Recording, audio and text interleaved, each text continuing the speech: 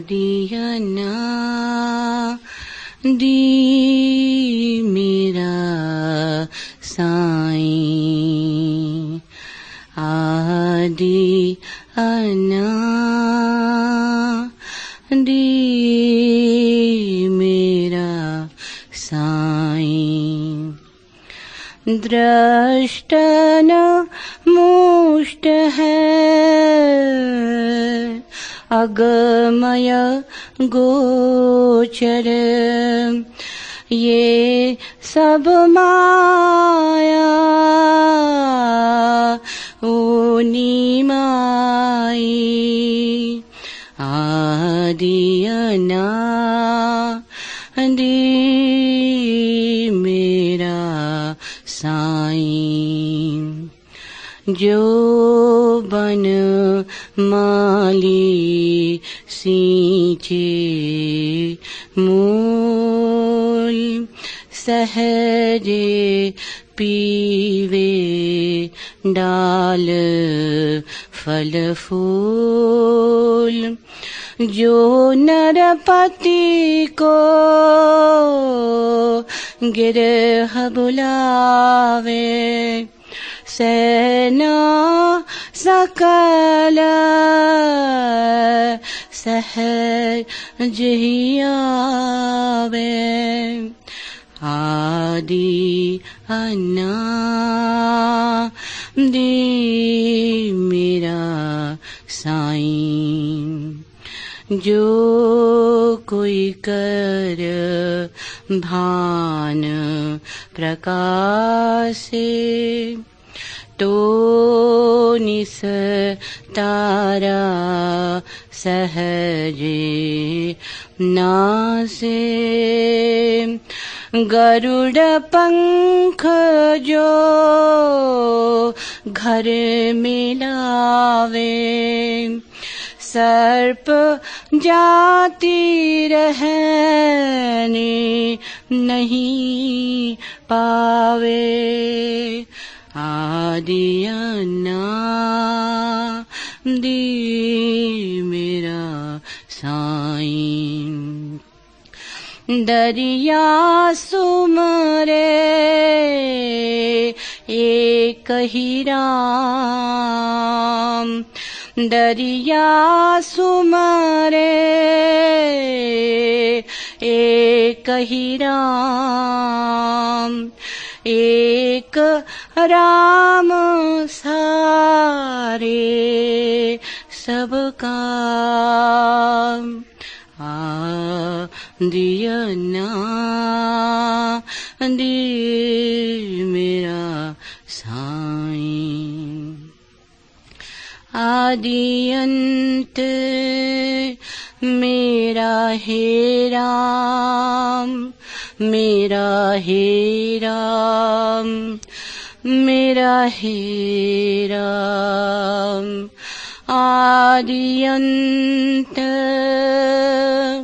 मेरा हे राम, मेरा हे राम, मेरा हे राम।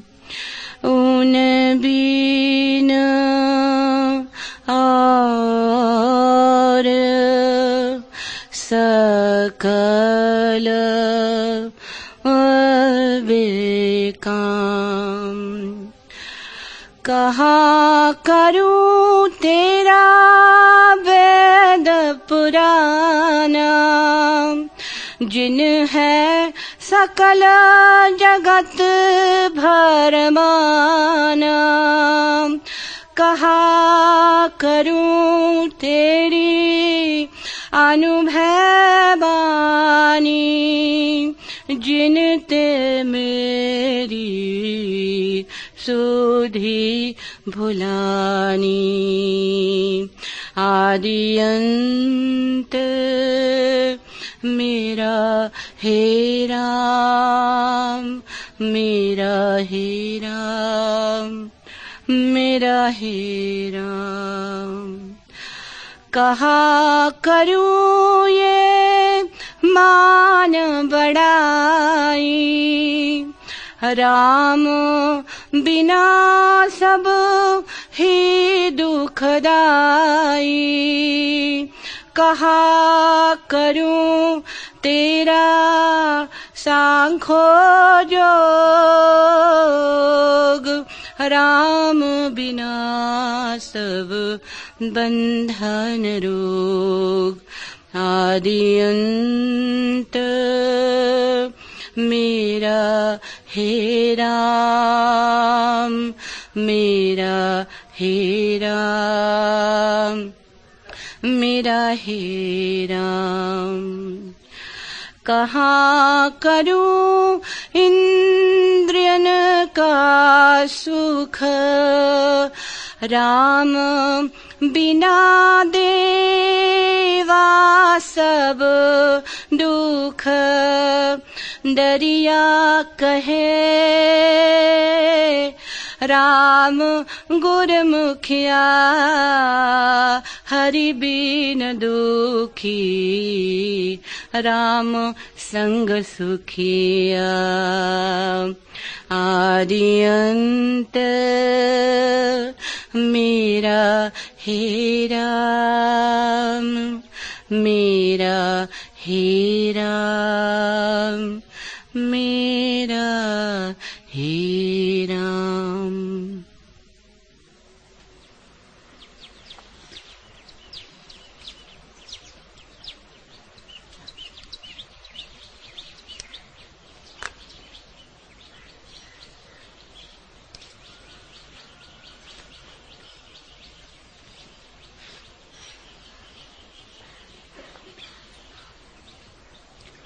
आज मम ही अजर में मन भावनी क्रीड़ा करो तो। दरस रस कसकन मई तुम लगन मधु पीड़ा भरो तो।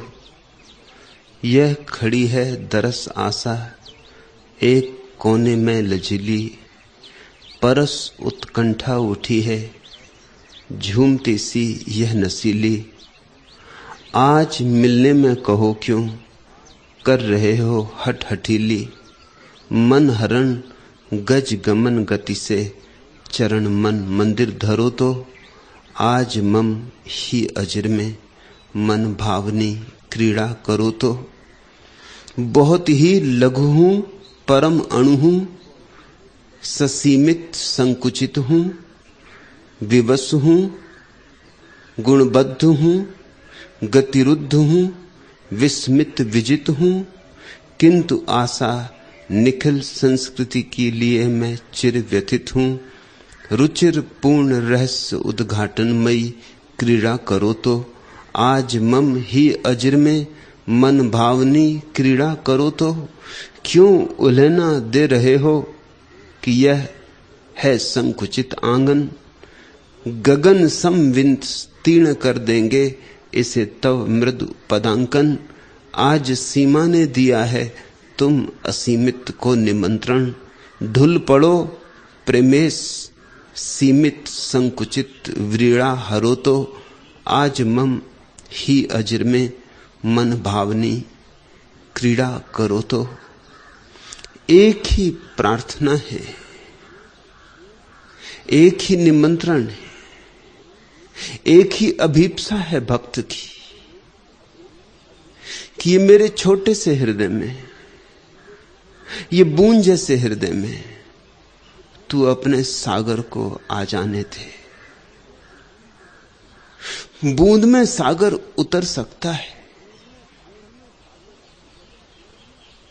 बूंद ऊपर से ही छोटी दिखाई पड़ती है। बूंद के भीतर उतना ही आकाश है जितना बूंद के बाहर आकाश है। देर है अगर कुछ तो हार्दिक निमंत्रण की देर है। बाधा है अगर कुछ तो बस इतनी ही कि तुमने पुकारा नहीं। परमात्मा तो आने को प्रतिपल आतुर है, पर बिन बुलाए आए भी तो कैसे आए, और बिन बुलाए आए तो तुम पहचानोगे भी नहीं। बिन बुलाए आए तो तुम दुत्कार दोगे, तुम बुलाओगे प्राणपण से, रोआ रोआ तुम्हारा प्रार्थना बनेगा, धड़कन धड़कन तुम्हारी प्यास बनेगी, तुम प्रज्वलित हो उठोगे, एक ही अभिप्सा रह जाएगी तुम्हारे भीतर उसे पाने की। उसी क्षण क्रांति घट जाती, उसी क्षण उसका आगमन हो जाता है। वह तो आया ही हुआ था, बस तुम मौजूद नहीं थे। वह तो सामने ही खड़ा था, पर तुमने आंखें बंद कर रखी थी। परमात्मा दूर नहीं है, तुम उससे बच रहे हो। परमात्मा दूर नहीं है, तुम सदा उसकी तरफ पीठ कर रहे हो। और कारण है, तुम्हारा बचना भी अकारण नहीं। बूंद डरती है कि अगर सागर उतर आया तो मेरी बिसात क्या, मैं गई। अगर सागर आया तो मैं मिटी। वही भय कि कहीं मैं मिट न जाऊं, वही भय कि कहीं मैं समाप्त न हो जाऊं, कहीं मेरी परिभाषा ही अंत पर ना आ जाए, मेरा अस्तित्व ही संकट में ना पड़ जाए। इससे तुम पुकारते नहीं प्राणपण से, तुम प्रार्थना भी करते हो तो थोथी, तुम प्रार्थना भी करते हो तो झूठी, तुम प्रार्थना भी करते हो तो औपचारिक। और प्रार्थना कहीं औपचारिक हो सकती है? प्रेम कहीं उपचार हो सकता है? तुम्हारी औपचारिकता ही तुम्हारी उपाधि बन गई है, तुम्हारी बीमारी बन गई है। कब तुम सहज होकर पुकारोगे? कब तुम समग्र होकर पुकारोगे? और बार बार नहीं पुकारना पड़ता है, एक पुकार भी काफी है। लेकिन तुम पूरे के पूरे उस पुकार में सम्मिलित होने चाहिए। जरा सा भी अंश तुम्हारा पुकार के बाहर रह गया तो पुकार काम ना आएगी। पानी उबलता है, भाप बनता है 100 डिग्री पर, 99 डिग्री पर नहीं। 1 डिग्री की कमी रह गई तो भी पानी भाप नहीं बनेगा। तुम्हारे भीतर जरा सा भी हिस्सा संदेह से भरा रह गया, सकुचाया, अपने को बचाने को आतुर, अलग थलग, तुम्हारी प्रार्थना में सम्मिलित न हुआ, तो तुम वाष्पीभूत न हो सकोगे। और वाष्पीभूत हुए बिना भक्त भगवान को नहीं अनुभव कर पाता है। भक्त को तो मिट ही जाना होता है, उसका निशान नहीं छूटना चाहिए, उसकी लकीर भी नहीं बचनी चाहिए। जैसे ही भक्त ऐसा मिट जाता है कि कुछ भी नहीं बचता उसका, जिसको कह सके मेरा, जिसको कह सके मैं, उसी क्षण तत्क्षण महाक्रांति घटती, प्रार्थना पूर्ण होती, परमात्मा उतरता है। आज मम ही अजिर में मन भावनी क्रीड़ा करो तो, दरस रस कसकन मई तुम लगन मधु पीड़ा भरो तो। यह खड़ी है दरस आशा एक कोने में लजीली, परस उत्कंठा उठी है झूमती सी यह नसीली।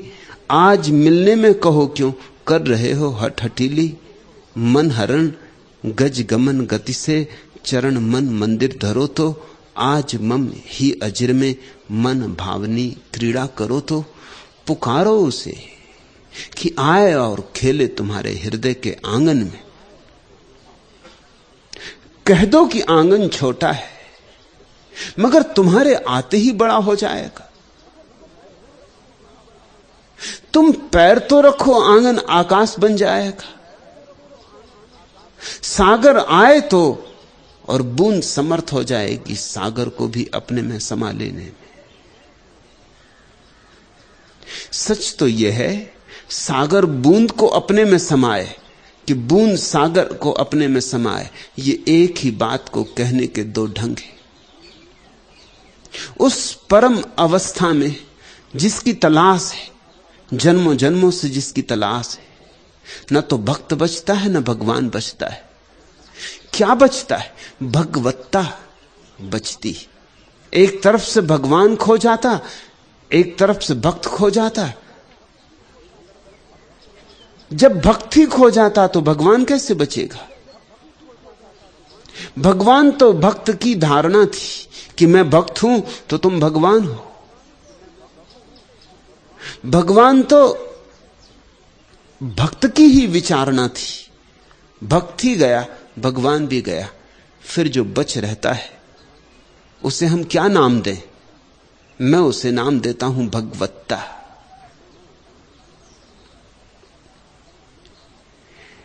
सारा जगत चैतन्यमय हो उठता है, रोआ रोआ परमात्ममय हो उठता है। कण कण उस ब्रह्म की पुकार देने लगता है। पत्ते पत्ते पर उसके हस्ताक्षर मिलने लगते हैं। उठो बैठो चलो फिरो, फिर सब उसी में है। उठना उसमें, बैठना उसमें, चलना उसमें, सोना उसमें, जीना उसमें, मरना उसमें। फिर जीवन की सुगंध और है। मछली जो तड़फती थी सागर के किनारे पर पड़ी, उसे मिल गया अपना सागर। अब जीवन का रस और है, आनंद और है। और जब तक तुम्हारे जीवन में ऐसा महोत्सव ना आ जाए, ठहरना मत। पड़ाव बहुत है और हर पड़ाव सुंदर है, लेकिन पड़ाव को पड़ाव समझना। रात रुक जाना, विश्राम कर लेना। याद रखना सुबह उठना है और चल पड़ना है। पुकार दूर की है, पुकार अनंत की है। कुछ भी तुम्हें उलझाए ना, कुछ भी तुम्हें अटकाए ना। ऐसी चित्त दशा का नाम सन्यास है। उस परम की खोज में कोई भी चीज बाधा ना बन सके। ऐसी बेशर्त समर्पण की अवस्था का नाम सन्यास है। दरिया के सूत्र प्यारे हैं। आदि अनादि मेरा साईं। प्रार्थना पूरी हो गई, प्रार्थना फल गई, फूल लग गए प्रार्थना में, वसंत आ गया, प्रार्थना के फूल से गंध उठने लगी। आदि अनादि मेरा साईं, वह मेरा मालिक, वह मेरा स्वामी। दोनों हैं, प्रारंभ भी वही है, अंत भी वही है, बीज भी वही है, वृक्ष भी वही है, जन्म भी वही है, मृत्यु भी वही है। मेरे उस परम प्यारे में सारे द्वंद्व एक हो गए, सारे विरोध अपना विरोध छोड़ दिए। तुमने शायद महावीर की मूर्ति देखी हो ऐसी, या ऐसा चित्र देखा हो, जैनों के घरों में मिल जाएगा, जैन मंदिरों में मिल जाएगा, जिसमें सिंह और भेड़ साथ साथ बैठे। जैन तो कहते हैं कि यह महावीर के प्रभाव का प्रतीक है, उनके भीतर के अहिंसा का। ऐसा प्रगाढ़ वातावरण पैदा हुआ कि सिंह और भेड़ साथ बैठ सके। न तो भेड़ भयभीत है और न सिंह भेड़ को खाने को आतुर है। मेरे देखे उस चित्र का अर्थ कुछ और है। ये महावीर की अहिंसा के संबंध में सूचक नहीं है चित्र। ये चित्र और भी बड़ी महिमा का है। ये प्रतीक है कि महावीर अब उस अवस्था में है जहां सहज द्वंद्व समाप्त हो जाते, जहां विपरीत एक हो जाते, जहां शत्रुताएं लीन हो जाती, जहां अतियों पर खड़े हुए पास आ जाते। ये महावीर की अहिंसा के प्रभाव को बताने के लिए नहीं है चित्र, क्योंकि महावीर की अहिंसा का अगर ऐसा प्रभाव होता तो जिन लोगों ने महावीर के कानों में सलाखें ठोंक दी, पत्थर मारे, उन लोगों पर अहिंसा का प्रभाव न हुआ, मनुष्यों पर प्रभाव न हुआ, सिंह पर और भेड़ पर प्रभाव हुआ। यह बात कुछ जचती नहीं, बात कुछ और ही है। परम अवस्था में जब भक्त भगवान में लीन होता और भगवान भक्त में लीन होता, जब बूंद और सागर का मिलन होता है और भगवत्ता शेष रह जाती, तो उसमें कोई द्वंद्व नहीं रहता। वहां दिन और रात एक हैं,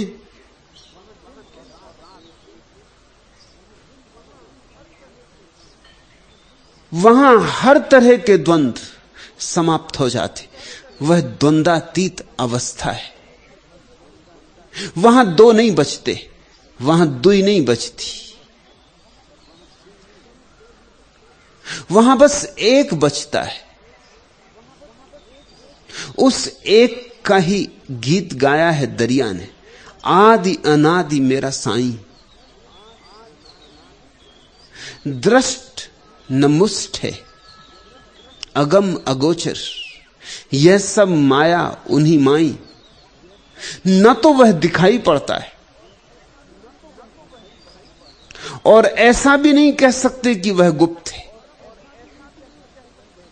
इस परम अवस्था में वह दिखाई भी नहीं पड़ता और दिखाई पड़ता भी है।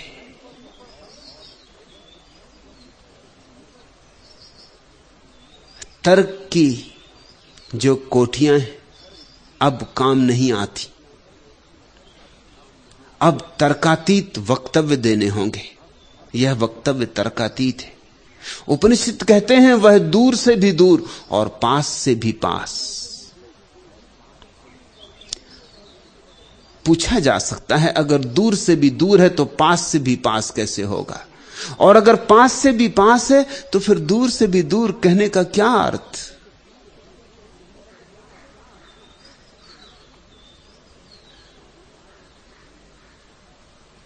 सारे ज्ञानियों ने विरोधाभासी वक्तव्य दिए।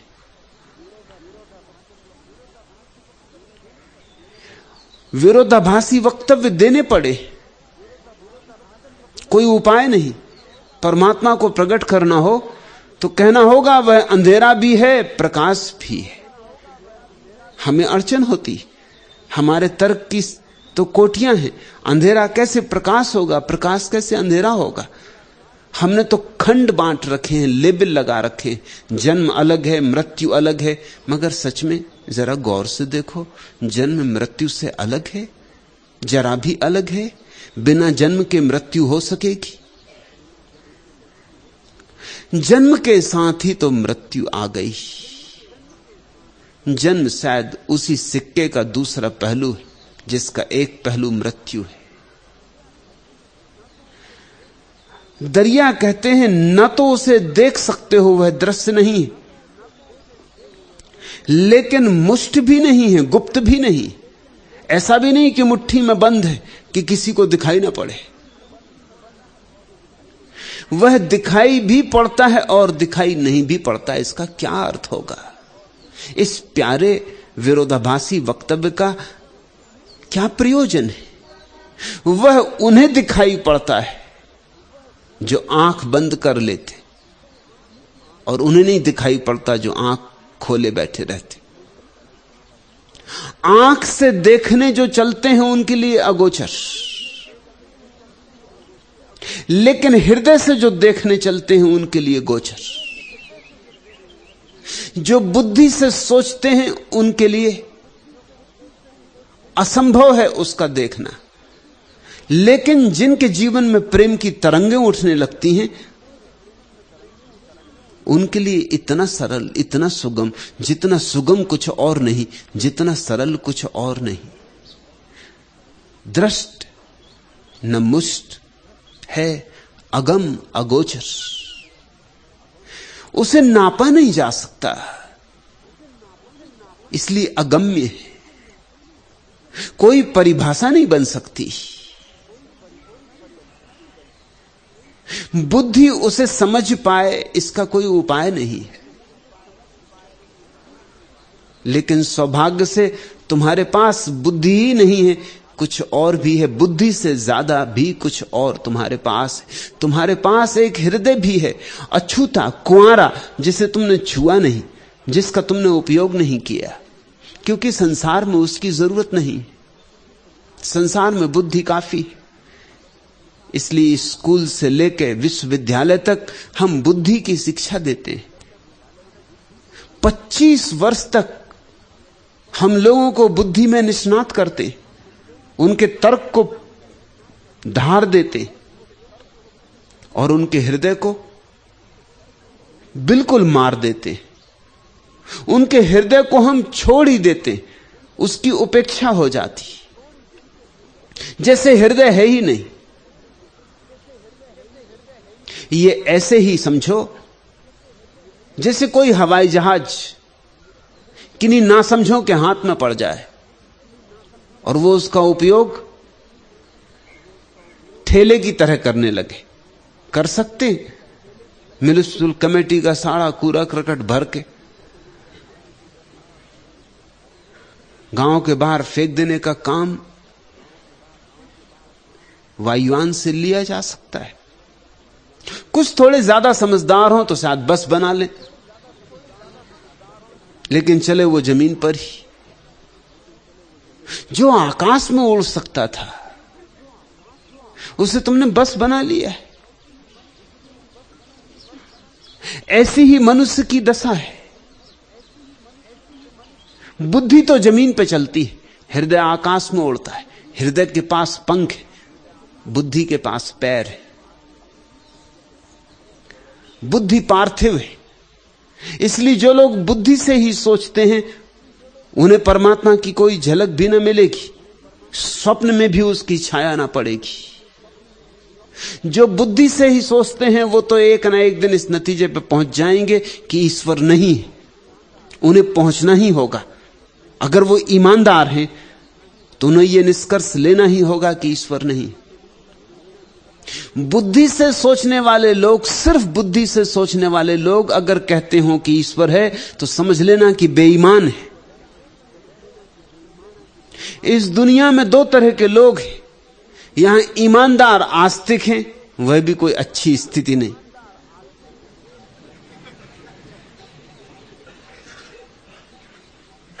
बस दिखाई पड़ते हैं ईमानदार। ईमानदार हो नहीं सकते।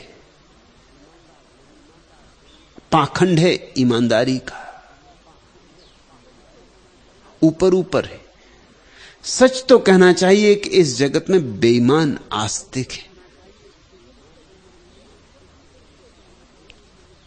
बुद्धि से सोचते हैं, बुद्धि से जीते हैं। ईश्वर के लिए भी प्रमाण जुटाए, और ईश्वर का कोई प्रमाण नहीं हो सकता। वह स्वतः प्रमाण है। कौन उसके लिए गवाह होगा? कौन उसके लिए प्रमाण देगा? जो प्रमाण देगा, जो प्रमाण बनेगा, वह तो उससे भी बड़ा हो जाएगा, क्योंकि फिर तो प्रमाण पर निर्भर हो जाएगा ईश्वर। जो निर्भर होता है वो छोटा हो जाता है। यहां तथाकथित ईमानदार आस्तिक ईमानदार नहीं है, हो नहीं सकते, क्योंकि उनकी आस्तिकता हृदय से नहीं उठी, सिर्फ बौद्धिक है, संस्कारगत है, शिक्षण से मिली। तो मुझे कहने दो कि यहां दुनिया में बेईमान आस्तिक है, उनकी बड़ी संख्या है, उनकी भी बड़ी बुरी दशा है। आस्तिक और बेईमान, बेईमान होने से कैसे ईश्वर के संबंध जुड़ेगा? क्योंकि ईमान का अर्थ होता है धर्म, बेईमान का अर्थ होता है अधर्म।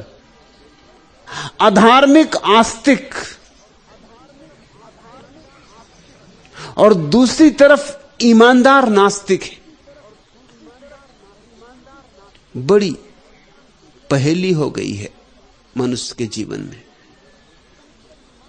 ईमानदार नास्तिक, वे कम से कम ईमानदार हैं, क्योंकि उनकी बुद्धि कहती है कि ईश्वर नहीं है। बुद्धि तर्क खोजती है और कोई तर्क नहीं पाती, तो वे कहते हैं ईश्वर नहीं। कम से कम इतनी ईमानदारी है। मगर उनकी ईमानदारी, उनका धर्म उन्हें नास्तिकता में गिराए दे रहा है। ईमानदार नास्तिक हो गए हैं, ईश्वर तक नहीं पहुंच पाते। बेईमान मंदिरों, मस्जिदों, गिरजों में प्रार्थनाएं पूजाएं कर रहे हैं, उनकी सब प्रार्थनाएं पूजाएं झूठी, पाखंड, क्योंकि उनका ईश्वर ही केवल बुद्धि की मान्यता। एक तीसरे तरह के मनुष्य की जरूरत है। एक तीसरा मनुष्य अत्यंत अनिवार्य हो गया है, क्योंकि उसी तीसरे मनुष्य के साथ मनुष्यता का भविष्य जुड़ा है। वही एक आशा की किरण, एक तीसरा मनुष्य जो ईमानदार आस्तिक हो। मगर तब हमें मनुष्य की पूरी प्रक्रिया बदलनी पड़े, हमें मनुष्य का पूरा ढांचा बदलना पड़े।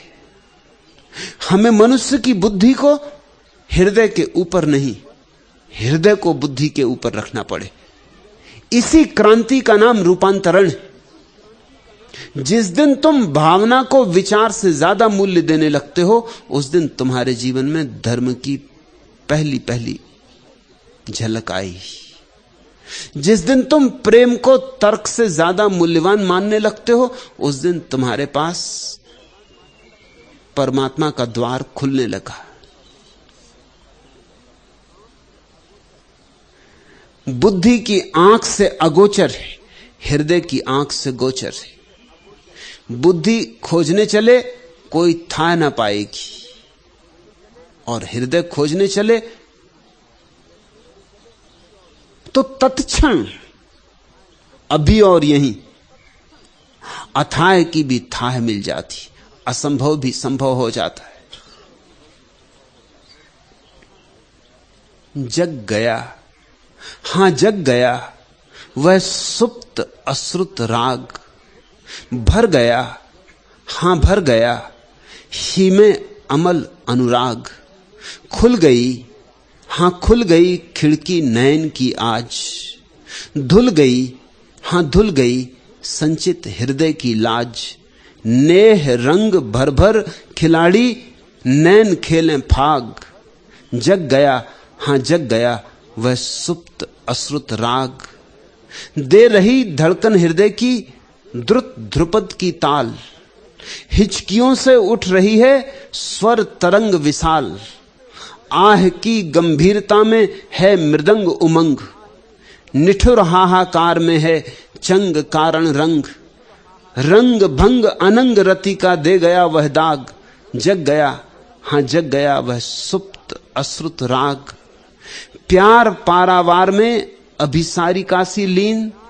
बावरी मनुहार नौका डुल रही प्राचीन। क्षीण बंधन हीन जर्जर गलित दारू समूह। पार कैसे जाए है यह प्रश्न गूढ़ दुरूह।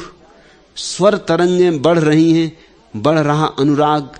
जग गया, हां जग गया है सुप्त अश्रुत राग। मृदुल कोमल बाहु वल्लरियां डुलाकर बाल, कठिन संकेताक्षरों को आज करो निहाल। आज लिखवा कर तुम्हारे पूजकों में नाम, हृदय की तड़पन हुई है सजनी पूर्ण काम। राग के अनुराग के अब खुल गए हैं भाग, जग गया, हां जग गया है सुप्त अश्रुत राग। तुम्हारे हृदय में एक गीत सोया पड़ा है, एक राग सोया पड़ा है। छेड़ते ही जाग उठता है वह सोया राग। उस सोए राग का नाम ही भक्ति है, और भक्ति के लिए ही भगवान है। विचार के लिए नहीं, तर्क के लिए नहीं। जग गया, हां जग गया वह सुप्त अश्रुत राग, जो कभी नहीं सुना था, जो सदा सोया रहा था। जग गया है, भर गया, हां भर गया ही में अमल अनुराग, और उसके जगते ही हृदय में प्रीति ही प्रीति का पारावार आ जाएगा। अमी झरत बिकसत कमल, झरने लगेगा अमृत, खिलने लगेंगे कमल।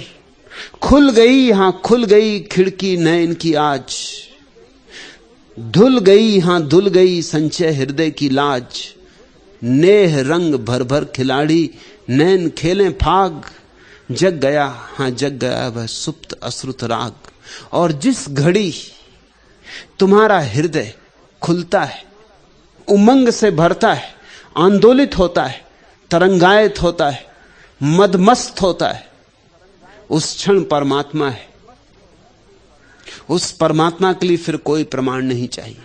फिर सारी दुनिया भी कहे कि परमात्मा नहीं है, तो भी तुम्हारे भीतर एक अडिग श्रद्धा का जन्म होता है, जिसे डुलाया नहीं जा सकता।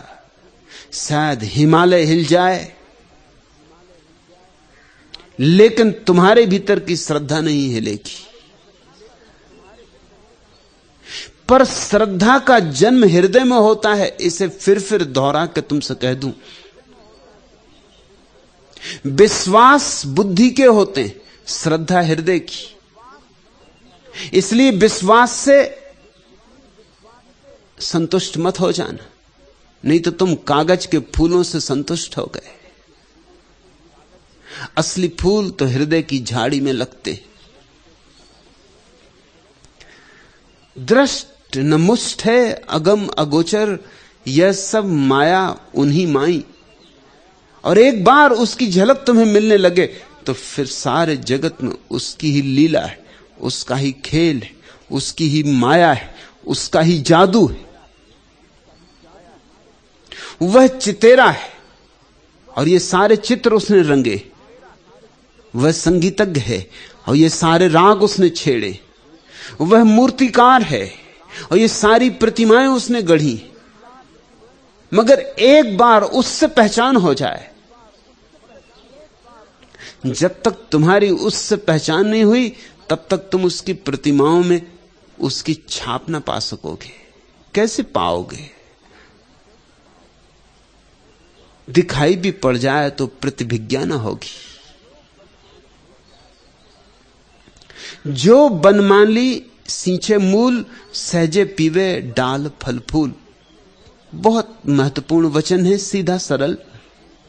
कहते हैं कि जो माली मूल को सींचता है, फिर सहज ही पत्तों को, फूल को, डालियों को रस मिल जाता है। कोई पत्ता पत्ता नहीं सींचना पड़ता। परमात्मा को खोजना नहीं पड़ता कि जाएं वृक्ष में खोजें, पहाड़ में खोजें, नदी में खोजें, लोगों में खोजें। ये तो पत्ते पत्ते खोजना हो जाएगा। ऐसे तो कब तक खोजोगे? जन्म जन्म निकल जाएंगे और खोज ना पाओगे। नहीं, बस मूल में खोज लो, और मूल तुम्हारे भीतर है। उसका मूल तुम्हारे हृदय में, वहां पहचान लो। वहां की पहचान के बाद जब तुम आंख खोलोगे, चकित हो जाओगे। अवाक रह जाओगे। वही वही है, सब तरफ वही है, और ये सहज हो जाएगा। इसके लिए कोई प्रयास न करने पड़ेंगे। ऐसा बैठ बैठ के मानना ना पड़ेगा कि ये कृष्ण की मूर्ति है। दिखाई तो तुम्हें पड़ता है पत्थर, मानते हो मूर्ति है, जानते तुम भी भीतर हो कि पत्थर है, मानते मूर्ति हो। एक ज़ैन फकीर एक मंदिर में रात रुका। सर्द रात थी, बहुत सर्द रात थी, और फकीर बड़ा मस्त फकीर था, अलमस्त फकीर। थोड़े से ही ऐसे फकीर हुए, उसका नाम था इक्कू। जापान में बुद्ध की मूर्तियां लकड़ी की बनाई जाती। उसने उठा के एक मूर्ति जला ली। रात सर्द थी और तापने के लिए लकड़ी चाहिए थी। अब रात और लकड़ी खोजने जाए भी कहां। आग जली, मस्त होकर उसने आग सेंकी। मंदिर में आग जलती देख के पुजारी जग गया कि मामला क्या है। एकदम आग जली, तेज रोशनी हुई, भागा आया, देखा तो एक बुद्ध की मूर्ति तो गई।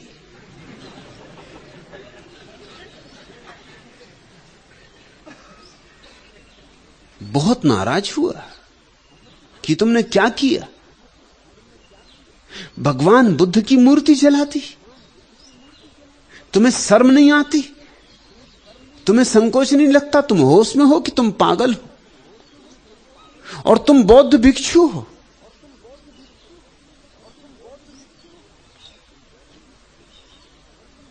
इक्कू ने पास में पड़ी हुई अपनी लकड़ी उठाई और जल गई मूर्ति की राख में लकड़ी से कुछ कुरेदने लगा, खोदने लगा, खोजने लगा। पुजारी ने पूछा, आप क्या खोज रहे हो? अब वहां राख ही राख है। इक्कू ने कहा कि मैं भगवान की अस्थियां खोज रहा हूं।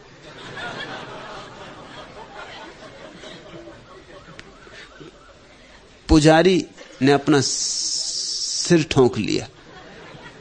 उसने कहा, तुम मूढ़ हर दर्जे के हो। एक तो मूर्ति जला दी, और अब लकड़ी की मूर्ति में अस्थियां कहां? इक्कू ने कहा, तो फिर रात बहुत सर्द है और मंदिर में मूर्तियां बहुत हैं, दो चार और उठा लाओ। जब अस्थियां ही नहीं है तो भगवान कहां? तो भगवान कैसे? तुम भी जानते हो कि लकड़ी लकड़ी है, मानते भर हो कि भगवान है।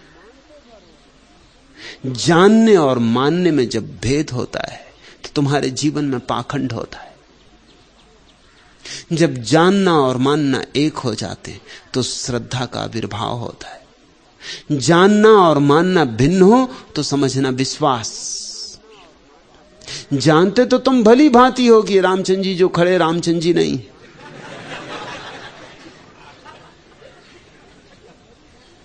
जानते तो तुम भली भांति हो,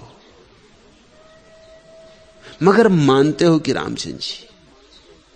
झुक के नमस्कार कर लेते हो, चरण छू लेते हो।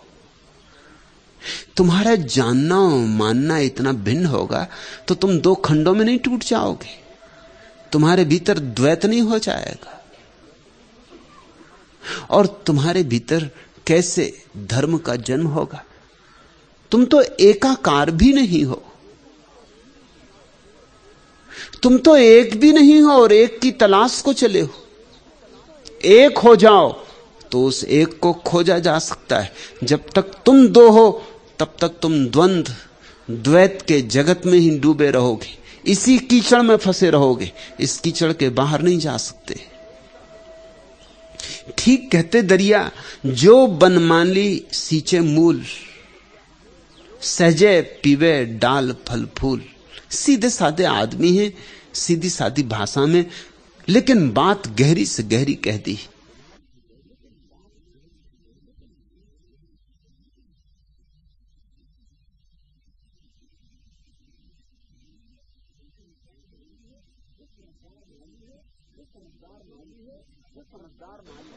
जो समझदार माली है वो पत्तों को नहीं सींचता। माओ से तुंग ने अपने जीवन संस्मरणों में लिखा है कि मेरी मां को बगिया से बड़ा प्रेम था। उसकी बड़ी प्यारी बगिया थी। दूर दूर से लोग उसकी बगिया को देखने आते थे। उसके प्रेम, उसके श्रम का ऐसा परिणाम था कि इतने बड़े फूल हमारी बगिया में होते थे कि लोग चकित होते थे, देखने आते थे। फिर मां बूढ़ी हो गई, बीमार पड़ी, तो उसकी चिंता बीमारी की नहीं थी, अपने मरने की भी नहीं थी। उसकी चिंता एक ही थी, मेरी बगिया का क्या होगा। मां छोटा था, रहा होगा कोई 12-13 साल का। उसने कहा, मां तू चिंता ना कर, तेरी बगिया में पानी डालना है ना, पानी सींचना है ना, वो मैं कर दूंगा। और मां सुबह से सांझ तक बड़ी बगिया थी, पानी सींचता रहता। महीनों बाद जब मां थोड़ी स्वस्थ हुई, उठने योग्य हुई, बाहर आकर देखा तो बगिया तो बिल्कुल सूख ही गई थी। एक फूल नहीं था बगिया में। फूल की तो बात छोड़ो, पत्ते भी जा चुके थे। सूखे नर कंकालों जैसे वृक्ष खड़े थे। उसने माओ को कहा कि तू दिन भर करता क्या है? सुबह से सांझ तक पानी सींचता है, कुएं से रहट की आवाज मुझे सुनाई पड़ती दिन भर। बगिया का क्या हुआ? उसने कहा, मैं क्या जानूं बगिया का क्या हुआ। मैं तो एक एक पत्ते को धोता था, एक एक फूल को पानी देता था। मुझे पता नहीं, मैंने जितना श्रम कर सकता था किया। मैं खुद ही हैरान था कि बात क्या है। एक पत्ता नहीं छोड़ा जिसको मैंने पानी ना पिलाया हो। मगर पत्तों को पानी नहीं पिलाया जाता और न फूलों को पानी पिलाया जाता है। पत्तों और फूलों को पानी पिलाओगे तो बगिया मर जाएगी। लेकिन इस माओ को क्षमा करना होगा। छोटा बच्चा है, माफ करना होगा। इसे क्या पता कि भूमि के गर्भ में छिपी हुई जड़ें अदृश्य, उन्हें पानी देना होता है। उन तक पानी पहुंच जाए तो दूर आकाश में बदलियों से बात करते हुए जो शाखाएं हैं, उन तक भी जल की धार पहुंच जाती, पहुंचानी नहीं पड़ती, अपने से पहुंच जाती। मूल को संभाल लो, सारा वृक्ष संभल जाता है। मूल है तुम्हारे हृदय में, हृदय के अंतर्गर्भ में छिपा है मूल। अगर सच में ही खोजना हो परमात्मा को तो बुद्धि से मत खोजने निकलना। अगर तय किया हो कि सिद्ध करना है परमात्मा नहीं है तो बुद्धि से खोजने निकलना। बुद्धि बिल्कुल सम्यक है पदार्थ की खोज में, लेकिन चैतन्य की खोज में बिल्कुल ही असमर्थ है, नपुंसक है। जो नरपति को गिरह बुलावे, सेना सकल सहज ही आवे। दरिया कहते हैं सम्राट को निमंत्रण दे दिया तो उसके वजीर, उसके दरबारी, उसके सेनापति सब अपने आप उसके पीछे चले आते। एक एक को निमंत्रण भेजना नहीं पड़ता, बस सम्राट को बुला लो, राम को बुला लो, से सब अपने से हो जाता है, सब अपने आप चला आता है। सारा संसार, सारे संसार का वैभव, सारे संसार का सौंदर्य, सारे संसार की गरिमा उसकी छाया है। मालिक आ गया तो उसकी छाया भी आ जाएगी। तुम कभी किसी की छाया को निमंत्रण तो नहीं देते? कि देते हो? कि किसी मित्र के छाया को कहते हो कि आना कभी मेरे घर भोजन करने? छाया को तो कोई निमंत्रण नहीं देता। छाया यानी माया, जो दिखाई पड़ती है कि है और है नहीं। लेकिन मित्र को निमंत्रण दे दो कि छाया अपने आप चली आती। मालिक आ गया तो माया भी आ जाएगी। जब जादूगर ही आ गया तो उसका सारा जादू उसके साथ चला आया, उसके हाथों का खेल है। लेकिन हम जीवन में ऐसा ही मूढ़तापूर्ण कृत्य किए चले जाते। हम वैभव खोजते हैं, हम ऐश्वर्य खोजते हैं, ईश्वर को नहीं। ये दोनों शब्द देखना कितने प्यारे हैं। एक ही शब्द के दो रूप हैं, ईश्वर और ऐश्वर्य। ऐश्वर्य ईश्वर की छाया है।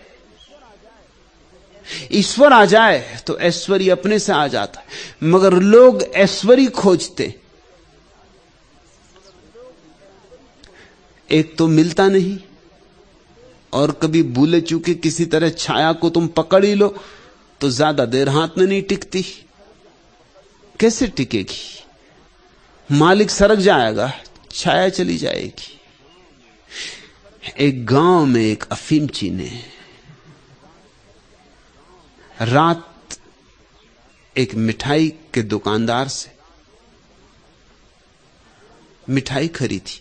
पुरानी कहानी, 8 आने में काफी मिठाई आई, रुपया था पूरा। दुकानदार ने कहा कि फुटकर पैसे नहीं, सुबह ले लेना। अफीमची अपनी धुन में था, फिर भी इतनी धुन में नहीं था कि रुपए पे चोट पड़े तो होश ना आ जाए। थोड़ा थोड़ा होश आया कि कहीं सुबह बदल ना जाए, तो कुछ प्रमाण होना चाहिए। चारों तरफ देखा कि क्या प्रमाण हो सकता है। देखा एक शंकर जी का सांड मिठाई की दुकान के सामने बैठा हुआ है। उसने कहा ठीक, यही दुकान है। एक तो अपने को भी याद रखना होना चाहिए कि किस दुकान पर, नहीं अपनी सुबह कहीं और किसी की दुकान पर पहुंच गए तो झगड़ा झांसा खड़ा हो जाए। यही दुकान है। सुबह आया और आके पकड़ ली दुकानदार की गर्दनों का। हद हो गई, मुझे तो रात ही शक हुआ था, मगर इतने दूर तक मैंने भी ना सोचा था कि तू धंधा ही बदल लेगा 8 आने के पीछे। कहां हलवाई की दुकान, कहां नाई बाड़ा, बल्दियत भी बदल ली 8 आने के पीछे। नाई तो कुछ समझे नहीं। उसने कहा तू बात क्या कर रहा है, कहां का हलवाई, मैं सदा का नाई। उसने कहा तू मुझे धोखा ना दे सकेगा, देख वो सांड अभी भी अपनी जगह बैठा हुआ है। मैं भी निशान लगा के गया हूं। अब सांड का कोई भरोसा है? बैठा था हलवाई की दुकान के सामने सांझ को, सुबह बैठ गया नाई की दुकान के सामने। तुम छाया को पकड़ते हो, छाया छिटकती, इधर पकड़े उधर छिटकी, आज है कल नहीं। तुम्हारी जिंदगी व्यर्थ की आपाधापी में व्यतीत हो जाती छायाओं को पकड़ने में। स्वामी राम ने लिखा है कि मैं एक घर के सामने से निकलता था, एक छोटा बच्चा अपनी छाया को पकड़ने की कोशिश कर रहा था। सुबह थी, सर्द सुबह, मां काम में लगी थी, बच्चा आंगन में धूप ले रहा था, उसको अपनी छाया दिखाई पड़ रही थी। तो छाया को पकड़ने के लिए आगे बढ़े, लेकिन खुद आगे बढ़े तो छाया भी आगे बढ़ जाए। जितनी बुद्धि बच्चे में हो सकती थी सब तरकीबें उसने लगाई। इधर से चक्कर मार के गया, उधर से चक्कर मार के गया, लेकिन जहां से भी चक्कर मार के जाए वो छाया उसके साथ हट जाए। रोने लगा। उसकी मां ने उसे बहुत समझाया। राम खड़े होकर देखते रहे। ये खेल तो वही है जो पूरे संसार में हो रहा है, इसलिए राम खड़े होकर देखते रहे। उसकी मां ने बहुत समझाया कि पागल, ऐसी छाया नहीं पकड़ी जा सकती, छाया तो हट ही जाएगी। मगर छोटे बच्चे को कैसे समझाओ? वो कहे मैं तो पकड़ूंगा, मैं पकड़ कर रहूंगा, कोई तरकीब होनी चाहिए। आखिर राम आगे बढ़े। उन्होंने उस बच्चे की मां को कहा कि तू समझा ना सकेगी, ये हमारा धंधा है, हम यही काम करते, लोगों को यही समझाते हैं कि कैसे। उस बच्चे का हाथ लिया, पूछा उससे कि तू क्या पकड़ना चाहता, उसने कहा कि वो छाया का सिर पकड़ना। उस बच्चे का हाथ पकड़ के उसके सिर पर रख दिया, बच्चे के सिर पर रख दिया। खिलखिला के बच्चा हंसने लगा। उसने कहा मैं जानते ही था कि कोई ना कोई तरकीब होगी पकड़ने की। मां से कहने लगा देख पकड़ ली ना छाया। अब हाथ अपने सिर पे पड़ा तो छाया के सिर पे भी पड़ गया। ईश्वर को बुला लो, सब ऐश्वर्य चला आता है। जीसस का बड़ा प्रसिद्ध वचन है, मुझे बहुत प्यारा, seek ye first the kingdom of God,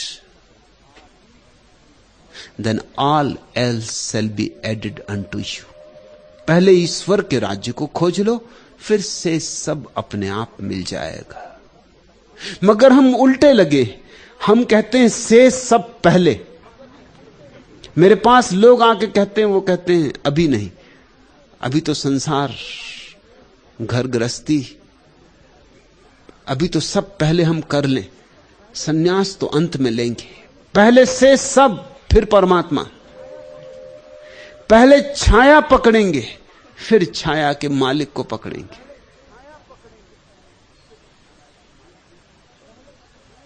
यह संसार बड़ा बचकाना है। तुम जरा अपनी ही तरफ सोचो, दौड़े रहते बाहर पकड़ने के लिए, क्या क्या नहीं पाना चाहते हो। मिलता कभी कुछ, हाथ लगता कभी कुछ, और तुम्हारे भीतर संपदाओं की संपदा है, तुम्हारे भीतर साम्राज्यों का साम्राज्य। जो नरपति को गिरह बुलावे, सेना सकल सहज ही आवे।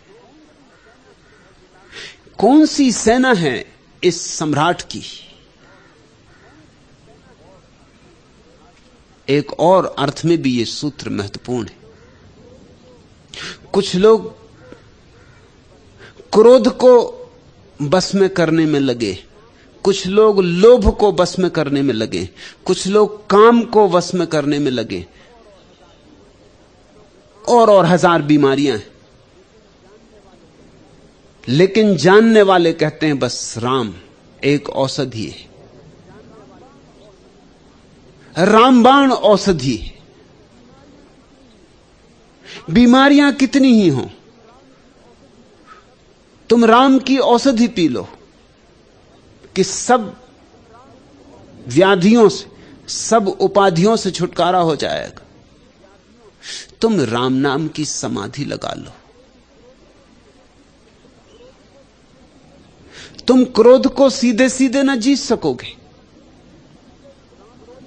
क्योंकि जिसके भीतर राम का दिया नहीं जला, उसके भीतर क्रोध न होगा तो और क्या होगा? वो क्रुद्ध है ही, क्रुद्ध है जीवन पर, क्रुद्ध है क्यों मैं हूं इस पर, क्रुद्ध है क्यों संसार ऐसा है इस पर, क्रुद्ध है पूछता है कि कुछ भी ना होता तो क्या हर जाता, अगर मैं ना होता तो क्या बिगड़ा जाता था। क्रुद्ध है हर छोटी छोटी चीज पर। हां, कभी कभी क्रोध फूट पड़ता है, लेकिन ऐसे क्रोध उसके भीतर सघन है, पकता ही रहता है। कभी कभी मवाद बहुत हो जाती तो बाहर आ जाती, अन्यथा भीतर क्रोध सड़ाता ही रहता है उसे। तुम जब कभी कभी क्रुद्ध होते हो तो यह मत सोचना कि क्रोध का कारण मौजूद हो गया इसलिए क्रुद्ध हो गए। क्रोध तो तुम्हारे भीतर मौजूद ही था, बारूद तो भीतर तैयार ही थी, बाहर तो निमित्त मिल गया, एक बहाना, एक जरा सी चिंगारी कि विस्फोट हो गया। बुद्ध ने कहा है, सूखे कुएं में बांधो बाल्टी रस्सी में और डालो, खड़खड़ाओ खूब, खींचो, पानी भर के नहीं आएगा। भरे कुएं में बाल्टी डालो, ज्यादा खड़खड़ाने का सवाल ही नहीं, तुम्हारे डालते ही बाल्टी भर जाती। खींचो, जल से भरी आ जाएगी। क्या तुम सोचते हो बाल्टी डालने के पहले कुएं में पानी न था? पानी ना होता तो बाल्टी में आता ही कैसे? पानी तो भरा ही था, इसलिए बाल्टी में आ गया। किसी ने तुम्हें गाली दी, गाली यानी बाल्टी डाली तुम्हारे भीतर, खड़खड़ाई। तुम्हारे भीतर क्रोध हो ही ना तो बाल्टी खाली लौट आएगी। तुम्हारे भीतर क्रोध भरा हो तो बाल्टी भरी लौट आएगी। गालियां बाल्टियां हैं,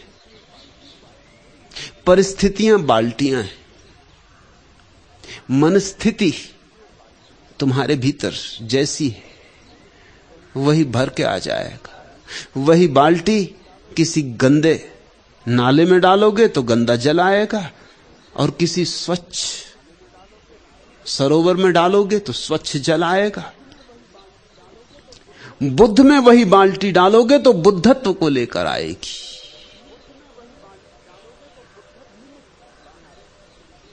निमित्त बाहर है लेकिन मूल कारण भीतर है। जब तक तुम भीतर सोए हो, प्रभु का स्मरण नहीं हुआ, भीतर गहरी नींद में पड़े हो और राम की सुध नहीं आई, अपनी सुध नहीं आई, तब तक तुम कितना ही लड़ो क्रोध से, मोह से, माया से, जीत ना सकोगे।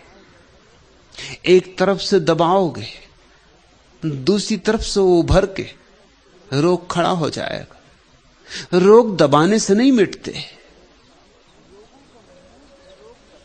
रोगों का मूल कारण मिटाना होता है। तुम तो रोगों के ऊपरी लक्षणों से लड़ रहे हो। सारी दुनिया में यही चल रहा है, लोग लक्षणों से लड़ रहे हैं। लोग जाके कसम ले लेते मंदिर में कि अब क्रोध ना करेंगे। क्या तुम सोचते हो कसम लेना क्रोध को रोक पाएगी? काश इतना आसान होता, काश कसमों से बातें हल होती। लोग व्रत ले लेते हैं, अणुव्रत, महाव्रत। काश व्रतों के लेने से जीवन रूपांतरित होता। व्रत टूटते हैं और कुछ भी नहीं होता। और ध्यान रखना, लिए गए व्रत जब टूटते हैं तो भयंकर हानि पहुंचाते। इसलिए मैं तुमसे कहता हूं व्रत तो कभी लेना ही मत, क्योंकि पहली तो बात यह है व्रत लेने से कभी कोई रूपांतरण नहीं होता। अगर तुम समझ ही गए हो कि क्रोध व्रत व्यर्थ है तो व्रत थोड़ी लेना पड़ेगा, बात खत्म हो गई। तुम समझ गए कि क्रोध व्यर्थ है, तुम दीवार से निकलने की कोशिश थोड़ी करते हो, दरवाजे से निकलते हो, क्योंकि तुम जानते हो दीवार है, सिर टूटेगा। वो जो शंकराचार्य को मानने वाला मायावादी है, जो कहता सब माया है, वो भी दीवार से नहीं निकलता। पुरी के शंकराचार्य भी दरवाजा खोजते। महाराज आप तो कम से कम दीवार से निकल जाओ। सब माया है, दरवाजा भी माया, दीवार भी माया, माया माया में क्या भेद है?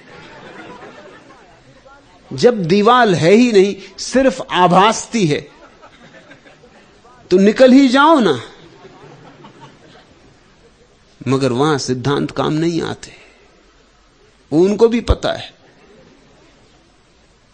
कहते हैं ब्रह्म सत्य, जगत मिथ्या, मानते कुछ और है। जगत सत्य, ब्रह्म मिथ्या। कहां का ब्रह्म?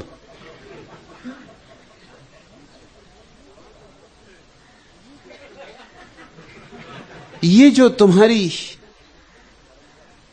व्रतों की परंपरा है,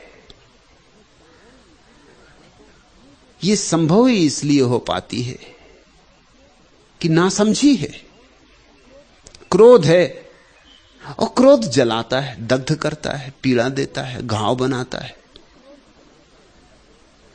तो कसम खा लेते हो, मगर कसम से कैसे क्रोध रुकेगा? क्या करोगे तुम कसम खा के? जब क्रोध उठेगा झंझावात की तरह, तब तुम क्या करोगे? दबा लोगे, घोंट लोगे, पी जाओगे। मगर ये पिया गया क्रोध तुम्हारे भीतर जहर बन के घूमेगा,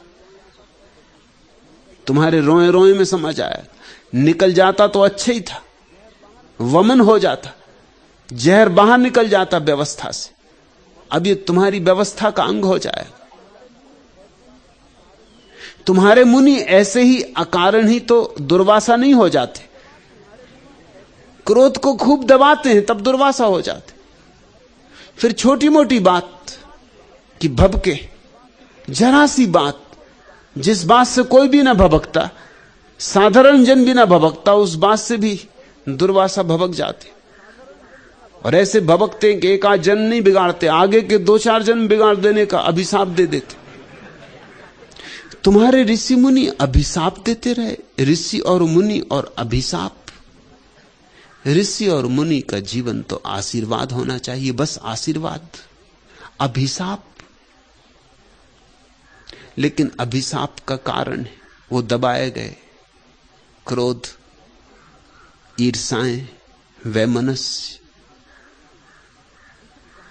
हिंसाएं। वे सब कहां जाएंगी? वे सब इकट्ठी होती, सघन होती। काम वासनाएं दबा के बैठ जाते हैं तो चित्त काम वासनाओं से ही भर जाता है। फिर चित्त में काम वासनाओं के ही विचार उठते, फिर कुछ और नहीं उठता। फिर ऊपर वो कितना ही राम राम जपें और माला कितनी ही तेजी से फेरें, तेजी से फेरते हैं ताकि भीतर जो हो रहा है वो पता ना चले, उलझे रहें, किसी तरह लगे रहें, मगर उससे कुछ फर्क नहीं पड़ता। वो जो भीतर हो रहा है वो हो रहा है। भीतर एक फिल्म चल रही उनके।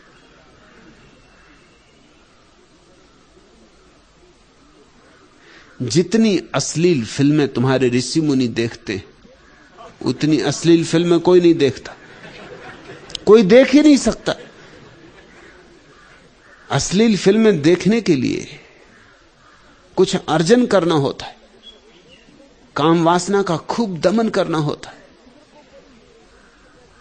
किस इंद्र को पड़ी है कि रूखे सूखे बैठे एक ऋषि ऐसे ही मरे मराए, अब इनको और क्या मारना है कि इनके पास भेजता अप्सराओं को कि जाओ और नाचो। कोई अप्सराओं को दंड देना है? कोई अप्सराओं का कसूर है?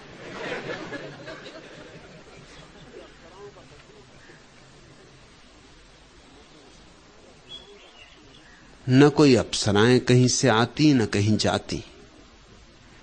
ये ऋषि मुनियों के भीतर ही दबी हुई जो काम वासना है, ये इतनी भयंकर हो उठती कि इसका प्रक्षेपण शुरू हो जाता है।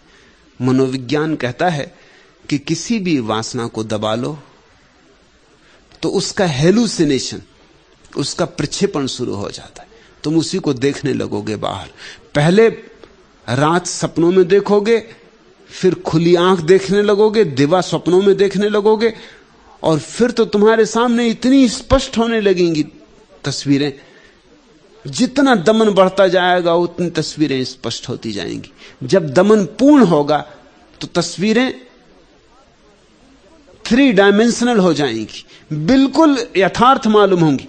ऋषि मुनियों की मैं गलती नहीं कहता, उन्होंने बराबर 3 डायमेंशनल अप्सराएं देखी, जिनको तुम छू सकते हो, जिनसे बात कर सकते हो। दबाया भी खूब था, अर्जन किया था।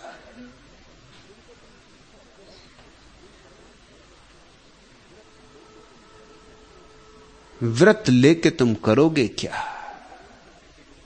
व्रत लेने से समझ बढ़ेगी? समझ ही होती तो व्रत लेते क्यों? और समझ ही बढ़ सकती है तो व्रत लेने की कोई जरूरत ना पड़ेगी। तुम मंदिर में जाके कसम तो नहीं खाते कि मैं कसम खाता हूं कि रोज कचरा अपने घर में सुबह इकट्ठा करके बाहर कचरे घर में फेंकूंगा। रोज फेंकूंगा, नियम से फेंकूंगा, कसम खाता हूं कभी नियम नहीं तोड़ूंगा। तुम अगर ऐसी कसम खाओ तो तुम्हारे मुनि महाराज भी थोड़े हैरान हो कि ये भी क्या कसम है।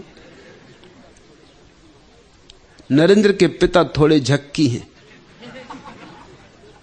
मस्त हैं, लोग झक्की समझते हैं।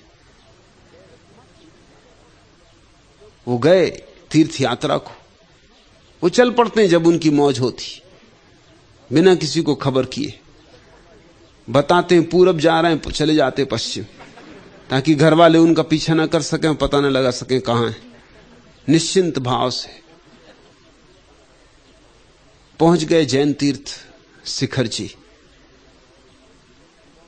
वहां किसी दिगंबर जैन मुनि के दर्शन किए। वहां और भी लोग थे, सब नियम ले रहे थे, क्योंकि जैन मुनियों का वो खास काम है, व्रत लो। तीर्थ यात्रा की, अब व्रत लेके जाओ, अब यहां कसम खाओ इस तीर्थ स्थल में। सब ले रहे थे। कोई कसम खा रहा था कि रात्रि भोजन का त्याग करूंगा, कोई कह रहा था कि अब नमक नहीं खाऊंगा, कोई कह रहा था घी का उपयोग नहीं करूंगा, कोई कुछ। जब उनका नंबर आया तो उन्होंने कहा कि महाराज कसम खाता हूं कि अब से बीड़ी पीऊंगा। झक्की हैं, मगर बात बड़े पते की कही उन्होंने। मुनि भी थोड़े चौंके, जिंदगी हो गई उनको भी लोगों को व्रत दिलवाते, मगर ये व्रत। पूछा कि होश में हो, ये कैसा व्रत? तो उन्होंने कहा कि दूसरे तो व्रत कई लेके देखे टूट जाते हैं, ये व्रत ऐसा है कभी नहीं टूटेगा।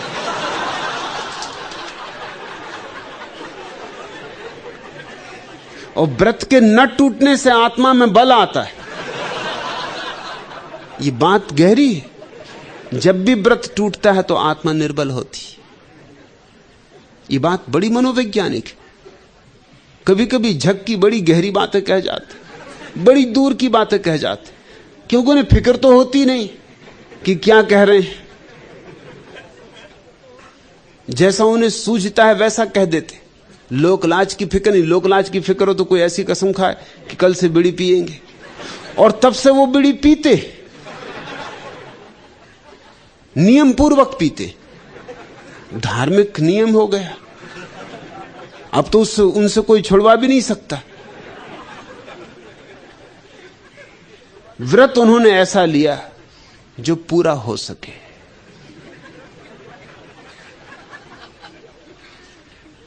परमात्मा अगर कहीं होगा तो जरूर उन पर प्रसन्न होगा कि कम से कम एक व्रतधारी तो है। हालांकि ये अणुव्रत है, बीड़ी कोई बड़ी चीज नहीं, छोटे ही व्रत है, मगर पूरा तो कर रहे हैं, नियम से पूरा कर रहे हैं।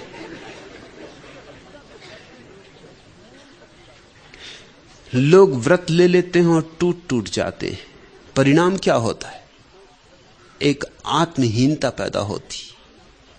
एक व्रत लिया फिर टूट गया, पूरा ना हो सका, ग्लानि पैदा होती, अपने ही प्रति निंदा पैदा होती, अपराध भाव पैदा होता है।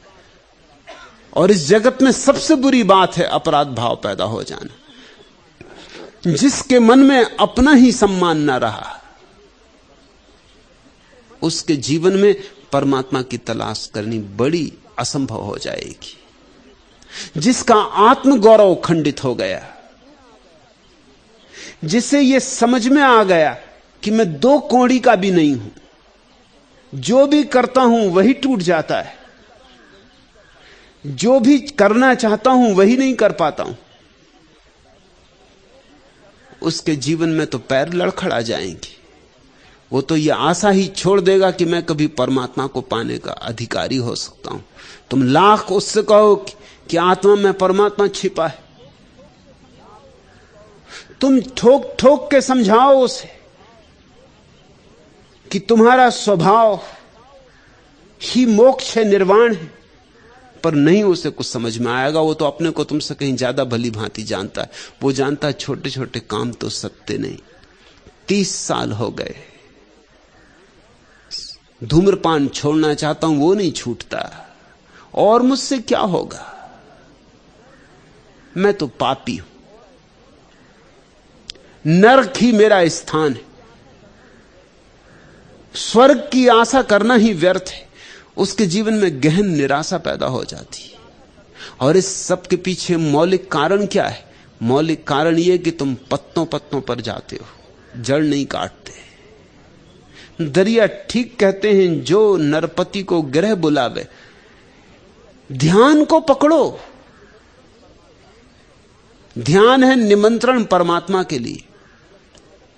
आने दो राम की थोड़ी झलक तुम्हारे भीतर, और उस झलक के साथ ही तुम पाओगे जो छोड़ना था, सदा छोड़ना था, छूट गया, और जो पकड़ना था, सदा पकड़ना था, अपने आप हाथ में आ गया है। न छोड़ना पड़ता है कुछ, न तोड़ना पड़ता है कुछ, न पकड़ना पड़ता है कुछ। जीवन में एक सहज सरलता से क्रांति घटनी शुरू हो जाती, और सहज क्रांति का सौंदर्य ही और है। जो कोई करभान प्रकाशे तो निस्तारा सहजे नासे।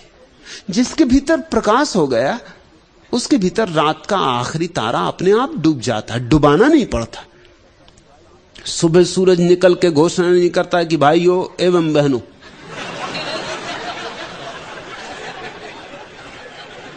अब रात समाप्त हो गई,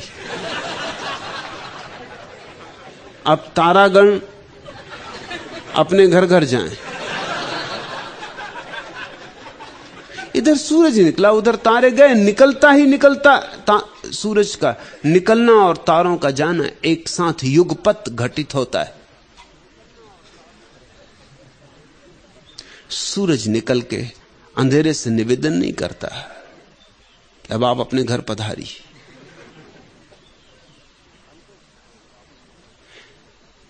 अल्बर्ट आइंस्टीन के संबंध में मैंने सुना है, भुलक्कड़ स्वभाव का आदमी था। अक्सर ऐसा हो जाता, जो लोग जीवन की बड़ी गहन समस्याओं में उलझे होते हैं, उन्हें छोटी छोटी बातें भूल जाती। जो आकाश चांद तारों में उलझे होते, उन्हें जमीन भूल जाती। इतनी विराट समस्याएं जिनके सामने हों, उनके सामने कई दफे अड़चन हो जाती। जैसे एक बार यह हुआ कि उसको लगा, अल्बर्ट आइंस्टीन को, कि आ गई बीमारी जिसकी कि डॉक्टर ने कहा था। डॉक्टर ने उसको कहा था कि कभी न कभी डर है, तुम्हारी रीढ़ कमजोर है, तो यह हो सकता है कि बुढ़ापे में तुम्हें झुक के चलना पड़े, तुम कुबड़े हो जाओ। एक दिन उसे लगा, सुबह सुबह बाथरूम में से निकलने को ही था कि आ गया वो दिन। वहीं बैठ गया, घंटी बजा के पत्नी को बुलाया, कहा डॉक्टर को बुलाओ, लगता है मैं कुबड़ा हो गया, चलते नहीं बन रहा मुझसे, सिर सीधा करते नहीं बन रहा, रीढ़ झुक गई। डॉक्टर भाग आया, डॉक्टर ने गौर से देखा और कहा कि कुछ नहीं, आपने ऊपर का बटन नीचे लगा लिया है।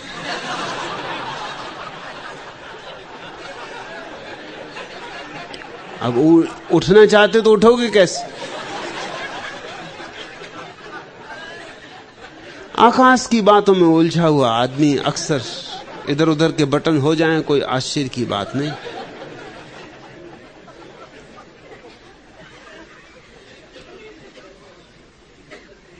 एक मित्र के घर अल्बर्ट आइंस्टीन गया था।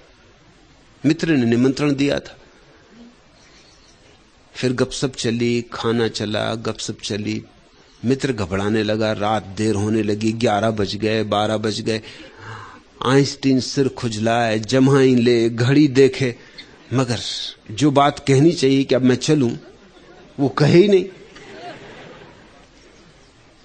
1 बज गया, मित्र भी घबरा गया कि क्या रात भर बैठे रहना पड़ेगा। अल्बर्ट आइंस्टीन जैसे आदमी से कह भी नहीं सकते कि अब आप जाइए, इतना बड़ा मेहमान।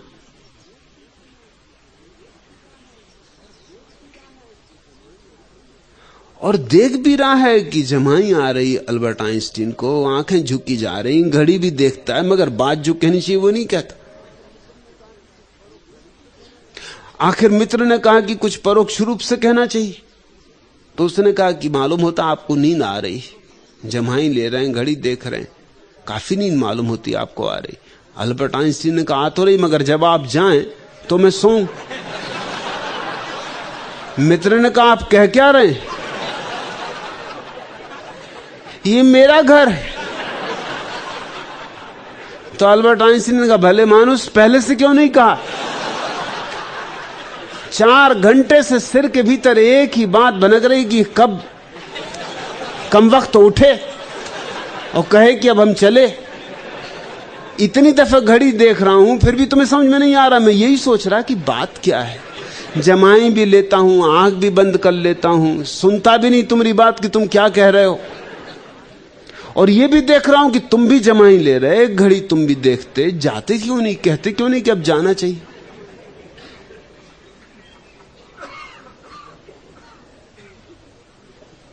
आदमी करीब करीब एक गहरे विस्मरण में जी रहा है, जहां उसे अपने घर की याद ही नहीं, जहां उसे भूल ही गया कि मैं कौन हूं,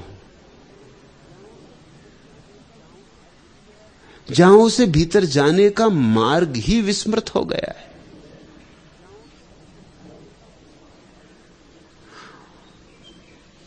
और इसलिए सारी अड़चन पैदा हो रही।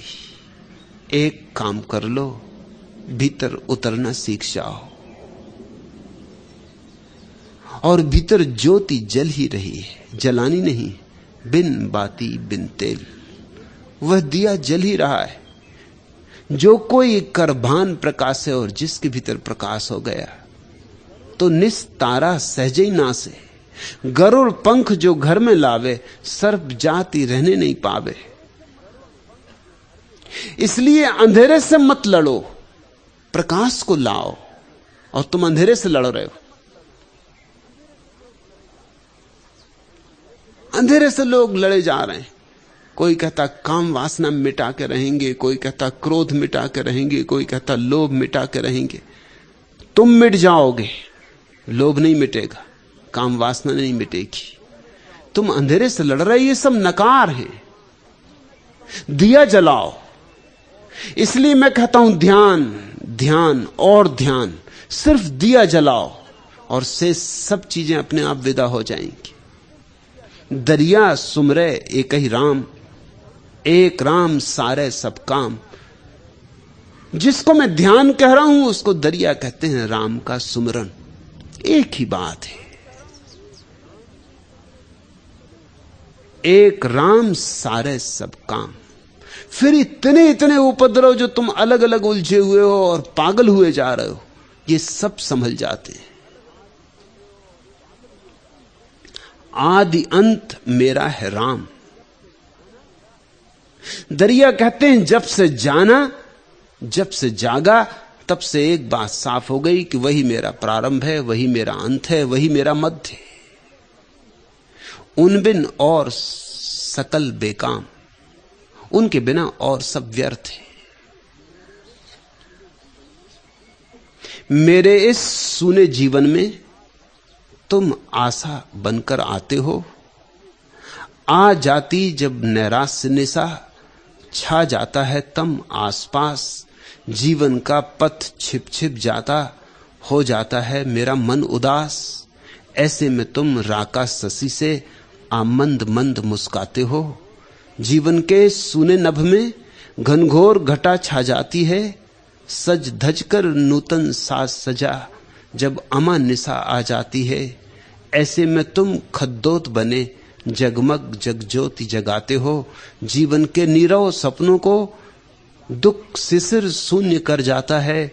दावा की जलती लपटों से जब मृदु उपवन जल जाता है। ऐसे में तुम ऋतुराज बने कोयल सी कूक सुनाते हो। आतुर जग के सब साज क्षणिक नस्वरता का नर्तन होता। यह देख चकित हो मेरा मन जग की नादानी पर रोता। तब तुम ही प्रेरणा राग छेड़ नवजीवन गीत सुनाते हो। उसकी तरफ आंख उठाओ। अमी झरत विकसत कमल, उसकी तरफ हृदय को खोलो। और मृत्यु गई, अंधकार गया, पाप गया।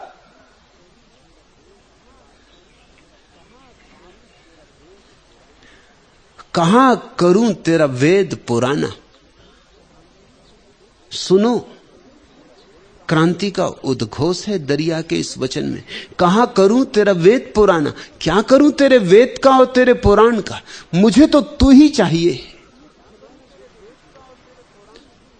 ये खिलौने देके मुझे ना समझा। तू मुझे इतना ना समझ ना समझ। पंडितों को भुला लिया, भुला ले, मैं कोई पंडित नहीं हूं। कहां करूं तेरा वेद पुराना, जिन्हें सकल जगत भरमाना। वेद और पुराण में सारा जगत उलझा हुआ है। कोई कुरान में, कोई बाइबल में, कोई धम्मपद में, सारा जगत उलझा हुआ है। लोग शब्दों के जाल में लगे, शब्दों की खाल निकाल रहे हैं, बात में से बात निकालते जाते हैं। बड़ा विवाद खड़ा किया हुआ है। फुर्सत ही नहीं है किसी को राम की तरफ नजर उठाने की। सिगमंड फ्रायड के जीवन में उल्लेख है कि जीवन के अंतिम वर्ष में उसने अपने सारे सहयोगियों को, सारे मित्रों को, शिष्यों को अपने घर निमंत्रित किया। शायद ये आखिरी दिन है। अब सारे दुनिया में उसके शिष्य थे, वे सब इकट्ठे हुए। खास खास उनको भोजन पर आमंत्रित किया। फ्रायड बैठा है, भोजन चल रहा है, विवाद छिड़ गया। फ्रायड के ही किसी सिद्धांत के संबंध में विवाद छिड़ गया कि फ्रायड का क्या मतलब है।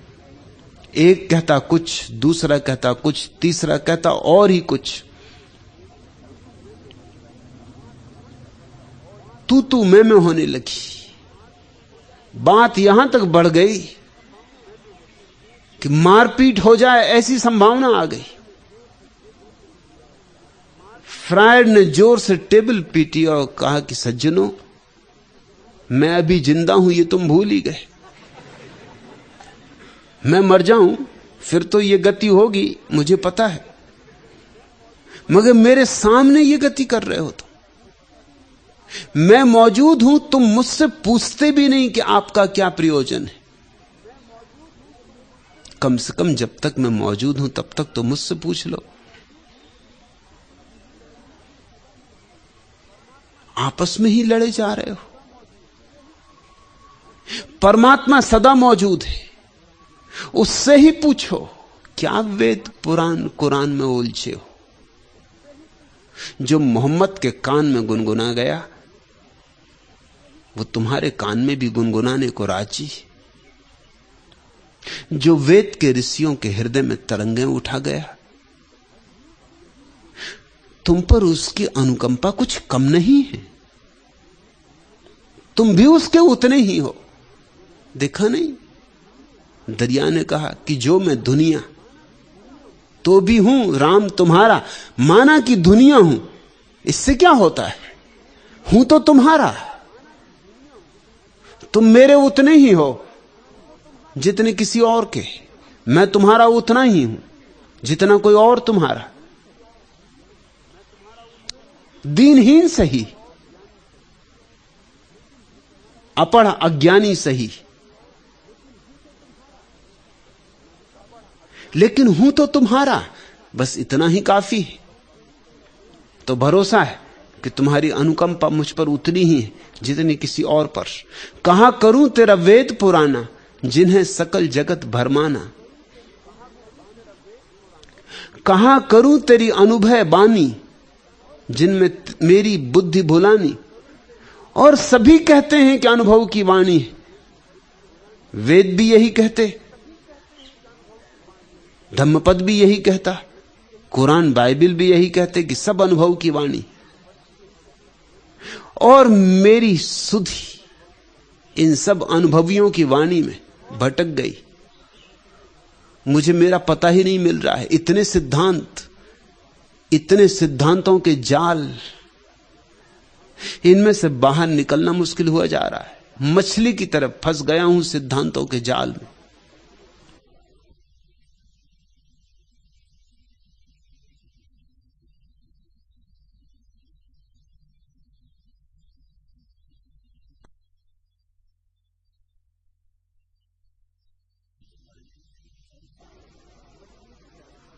और ये भी नहीं कहते दरिया की ये अनुभव की वाणी ना होगी, लेकिन किसी दूसरे के अनुभव की वाणी तुम्हारा अनुभव नहीं बनती, नहीं बन सकती। अनुभव हस्तांतरणीय नहीं। अनुभव जैसे ही तुमसे कहा गया झूठ हो जाता है। मेरा अनुभव है। कोई उपाय नहीं है कि इसे मैं तुम्हारे हाथ में दे दूं। देना चाहता हूं तो भी कोई उपाय नहीं है।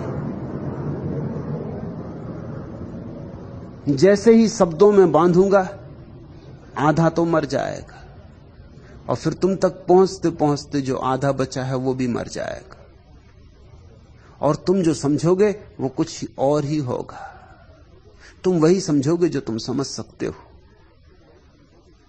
तुम्हारी अपनी अपेक्षाएं, तुम्हारी अपनी धारणाएं, तुम्हारा अपना बंधा हुआ चित्त है, तुम्हारे पास एक मन है। उस मन से ही तुम सुनोगे। मैंने सुना है, मुल्ला नसरुद्दीन एक होटल में ठहरा था, ट्रेन पकड़नी थी, भागा भागा नीचे आया, टैक्सी में सामान रखा, सब सामान रख गया, एक नजर डाली, तभी देखा कि छाता भूल गया ऊपर ही। फिर भागा, चौथी मंजिल, पुराने दिनों की कहानी, लिफ्ट भी नहीं, चढ़ा सीढ़ियां हाँपता हाँपता, जब तक अपने कमरे पर पहुंचा तब तक वो कमरा किसी और को दिया जा चुका था। तो ताले के छेद में से देखा कि भीतर क्या हो रहा है, छाते का क्या हुआ, मगर भीतर एक रंगीन दृश्य, छाता माता भूल गया। एक नया विवाहित जोड़ा हनीमून मनाने आया है।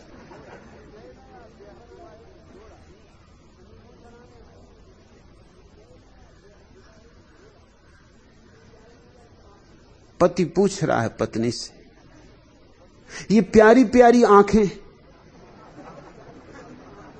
ये मीनाक्षी जैसी आंखें किसकी हैं? मुल्ला आतुर होकर सुनने लगा, सांस रोक के सुनने लगा। पत्नी ने कहा, तुम्हारी तुम्हारी और किसकी? और ये सुए जैसी लंबी नाक, ये किसकी है? तुम्हारी तुम्हारी और किसकी? और ये लाल सुर्ख ओंठ, और ऐसी यात्रा चलने लगी, पूरे शरीर पर पूरा भूगोल। इधर मुल्ला की ट्रेन, इधर नीचे खड़ी टैक्सी, वो भोंपू बजा रहा, इधर भूगोल रसपूर्ण से रसपूर्ण हुआ जा रहा, और छाता, उसकी तो मुसीबत समझ सकते हो। अगर उससे रहा नहीं गया, जब भोंपू बहुत बजा और उसने देखा घड़ी में कि अब चूकने की स्थिति है, जोर से दरवाजा खटखटाया और कहा कि एक बात मेरी भी सुन लो, जब छाते का नंबर आया तो ख्याल रखना वो मेरा।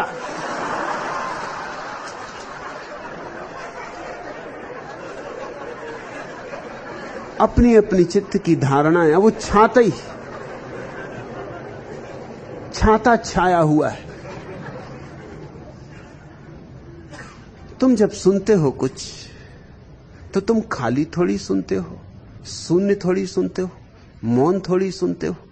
हजार तुम्हारे विचार हैं, हिंदू है, मुसलमान है, ईसाई है, सब वहां खड़े, जो तुमने पढ़ा है, सुना है, गुना है, सब वहां खड़ा है। उस सब भीड़ भाड़ में से जब अनुभव की बाणी गुजरती है, खंड खंड हो जाती, टुकड़े टुकड़े हो जाती, उस पर न मालूम कैसे कैसे रंग चढ़ जाते, न मालूम कैसे कैसे ढंग कुछ का कुछ हो जाता है।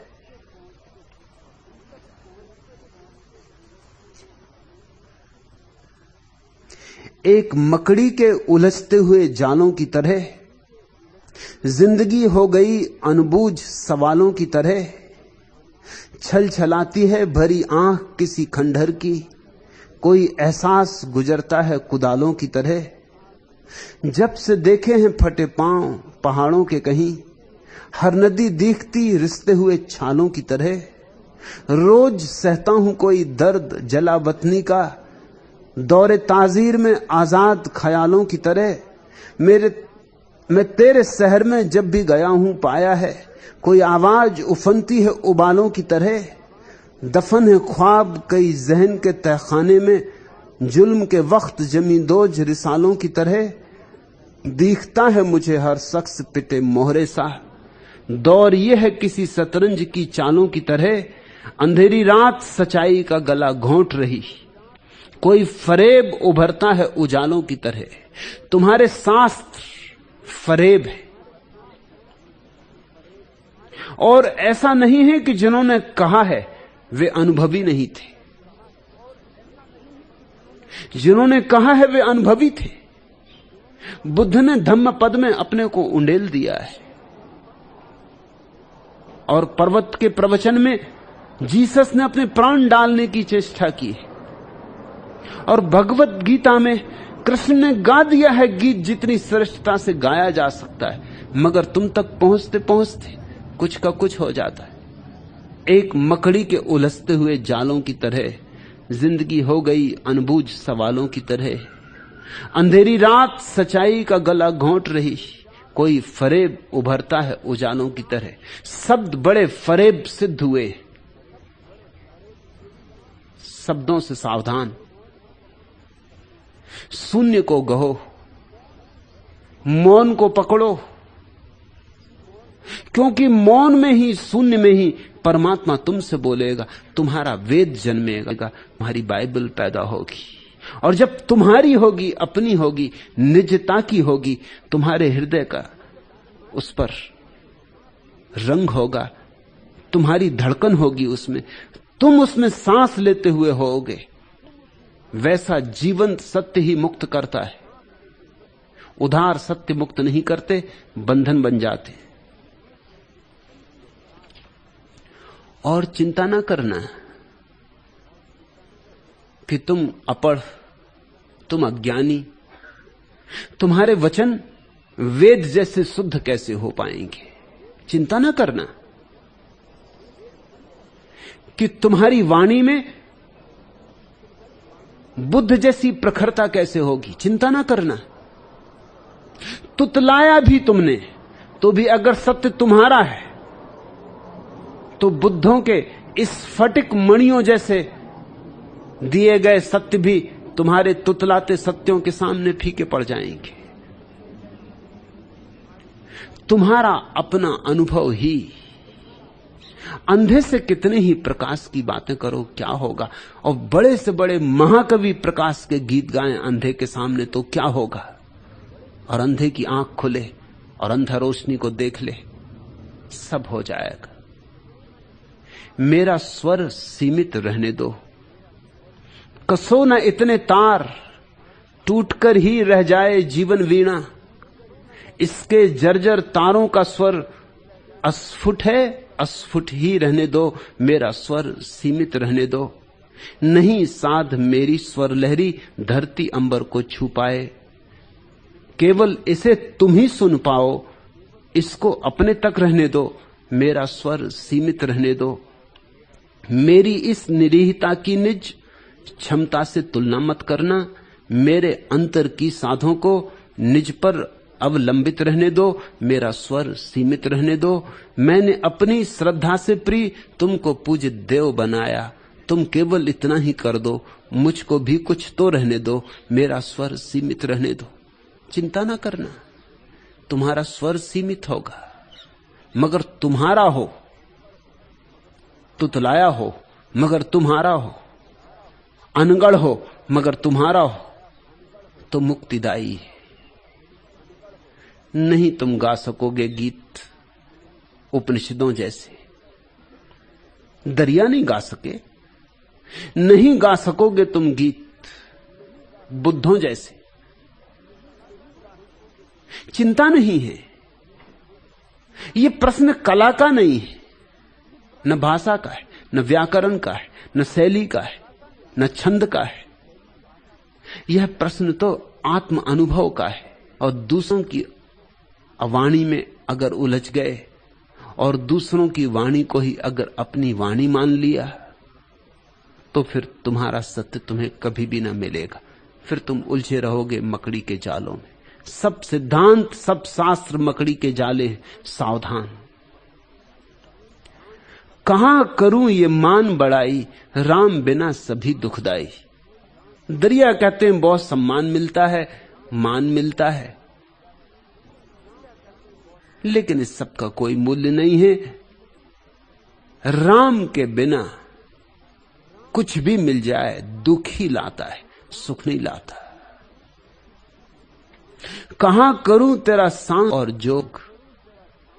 सांख्य भारत में पैदा हुआ सबसे ज्यादा सूक्ष्म शास्त्र है, सबसे ज्यादा बारीक दर्शन है। तो कहते हैं क्या करूं तेरे सांख्य का और क्या करूं तेरे योग का। योग भारत में पैदा हुआ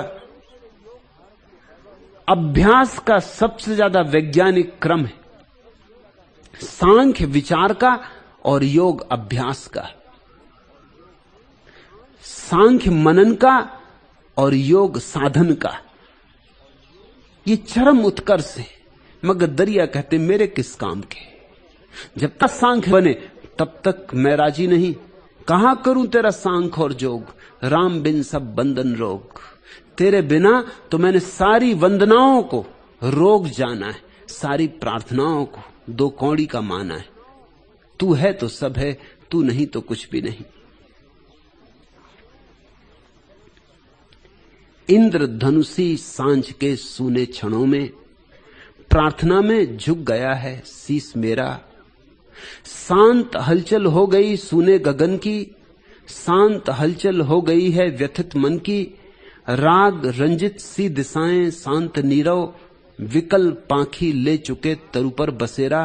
प्रार्थना में कुछ न कहने को हृदय की बात, रूप गुण लय स्नात शेष केवल शांत नीरव। तृप्ति सुख का भाव छू नहीं सकता जिसे मन का अंधेरा। इंद्रधनुषी सांझ के सूने क्षणों में, प्रार्थना में झुक गया है शीस मेरा। न तो शब्दों की कोई बात है प्रार्थना, न क्रिया कांड का इससे कोई संबंध है। भाव के प्रेम के किसी क्षण में कहीं भी सिर झुक जाए वही प्रार्थना हो जाती। मगर राम की प्रतीति के बिना कैसे झुके सिर, कहां झुके सिर। राम की उपस्थिति के बिना कैसे ये अनुग्रह का भाव पैदा की बात दूं। इसलिए तुम्हारी प्रार्थनाएं सिर्फ औपचारिकताएं, तुम समय खराब कर रहे हो तुम्हारी प्रार्थनाओं। पंडित पुजारियों के साथ तुम जीवन का अमूल्य अवसर व्यर्थ कर रहे हो। अपने एकांत में अपने ही ढंग से पुकारो, अपने एकांत में अपने ही ढंग से उससे दो बातें कर लो। दो बातें करनी हो तो दो बातें कर लो, ना करनी हो चुप बैठ रहो, मौन बैठ रहो। और प्रार्थना को कोई बंधी बंधाई लकीर मत बनाना कि वही वही प्रार्थना रहे। वो मुर्दा हो जाएगी, यांत्रिक हो जाएगी। इतना भी नहीं कर सकते क्या परमात्मा से कहने को दो शब्द रोज उसी क्षण नहीं खोज सकते? वहां भी तुम तैयार किए हुए पूर्व नियोजित शब्दों का ही व्यवहार जारी रखोगे? कम से कम उससे तो हार्दिकता का नाता जोड़ो। कहां करूं इंद्री का सुख, राम बिना देवा सब दुख।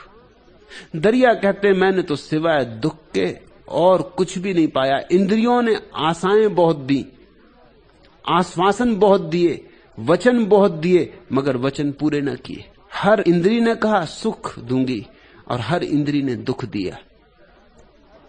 इस संसार में हर नरक के दरवाजे पर स्वर्ग की तख्ती लगी। स्वर्ग की तख्ती देख के तुम भीतर चले जाते हो, तुम्हारा तख्तियों पे बड़ा भरोसा है। फिर भीतर फंस गए, फिर निकलना आसान नहीं। कब समझोगे? कितनी बार तो उलझ चुके हो, ऐसे भी तो बहुत देर हो चुकी है। अब जागो। राम बिना देखा सब दुख, राम के बिना सिवाय दुख के और कुछ भी नहीं देखा है। बूंद जिस सागर की वह सागर अब तक पा न सकी। जाने किस क्षण किस रवि ने निज उत्तप्त किरण से वाष्प बना मुझको सागर से अलग किया। दिखला अनुपम मोहक सपना, मैं उड़ी छोड़ भू अंबर में पाने जीवन का नव विकास। था ज्ञात किसे बन जाएगा क्षण भर का उड़ना चिर प्रवास। जो छोड़ चली सागर असीम उस सागर में फिर आ न सकी। मैं एक बूंद जिस सागर की वह सागर अब तक पा न सकी। क्या ज्ञात मुझे कब तक मुझको जग में यों ही भ्रमना होगा। क्या ज्ञात मुझे कब तक क्या क्या जग में स्वरूप धरना होगा। पर इतना दृढ़ विश्वास मुझे, उस दिन छोड़ चली उसकी लहरों में एक दिवस फिर लय जीवन अपना होगा। विश्वास मुझे यह चिर महान, यद्यपि अब तक पथ पा न सकी। मैं एक बूंद जिस सागर की वह सागर अब तक पा न सकी। सुख है क्या तुम्हारे बीच और अस्तित्व के बीच? छंद का छिड़ जाना सुख है। तुम्हारे बीच और अस्तित्व के बीच नृत्य का छिड़ जाना सुख है। तुम्हारे बीच और अस्तित्व के बीच जब कोई विरोध नहीं होता तब सुख है। सुख एक संतुलन है, एक संगीत है, एक समन्वय है, एक लयबद्धता है।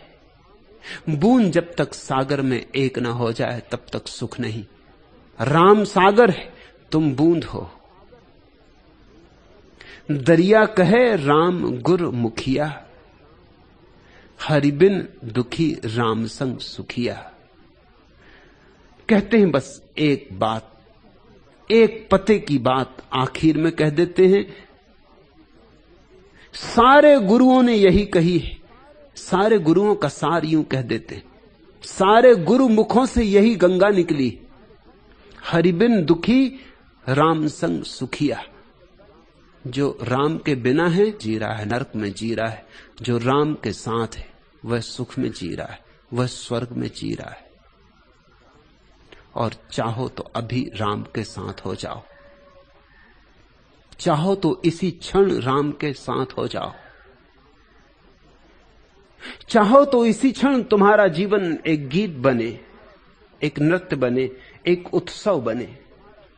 चाहो तो इसी क्षण हजार हजार फूल खिले। सतरंगी सपनों ने पाया है जीवन, यादों के झूले में आकर कोई झूला। आंगन में हंसता गुलमोहर फूला, फूलों से महका है छोटा सा आंगन। सिंदूरी संध्या में कोयल की कूक सी हुके, आएगा कब वो मदमाता सावन। मौसम ने छेड़ा है सपनीले मन को, छूकर जगाया है सोए यौवन को। सदियों से प्यासा है मेरा ये उपवन, पुरवा के झोंकों से उड़ता है आंचल। रह रह कर होती है सांसों में हलचल, जैसे किसी ने थामा है दामन। सतरंगी सपनों ने पाया है जीवन। अभी उतर आए सारे इंद्रधनुष तुम्हारे प्राणों में। अभी शास्त्र छोड़ो, शब्द छोड़ो, शून्य गहो। हिंदू मुसलमान ईसाई होना छोड़ो, भक्त बनो। अमी झरत विकसित नहीं।